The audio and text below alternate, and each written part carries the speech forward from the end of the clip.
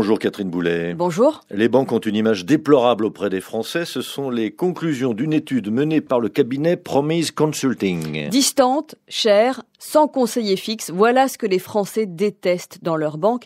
Et pourtant, c'est ça, la banque moderne. La banque du futur, elle sera simple.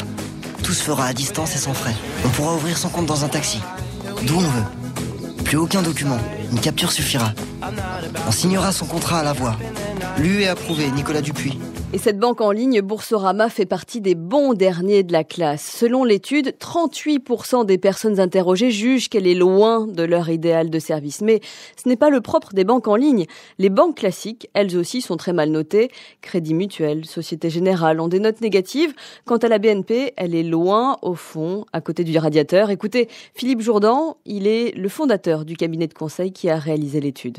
On leur reproche un manque d'écoute, une volonté finalement d'avoir avec le client une approche commerciale, chercher à vendre un produit d'investissement, chercher à vendre un produit de placement et d'être moins que d'autres à l'écoute de leurs besoins, de leurs attentes, de leur construction de projet en cherchant à les accompagner dans le temps.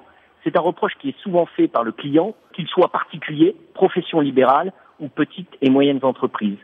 Ces banques ont pourtant des ressources pour le faire, de l'expertise, des outils. Je crois que c'est au niveau de la relation que l'évaluation est sans doute ici la plus sévère. Alors vous nous avez parlé, Catherine, des banques les plus mal perçues, mais laquelle est vue comme la meilleure ?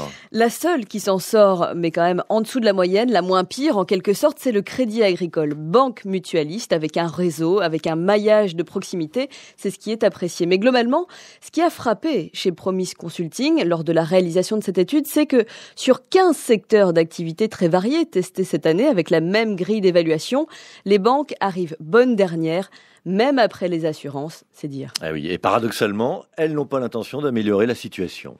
Non, elles n'ont pas l'intention d'en tenir compte. D'ailleurs, les fermetures et les transformations d'agences sont en route à vitesse grand V. Au Crédit Agricole d'Île-de-France, 50 agences sur 325 vont fermer d'ici à 2015.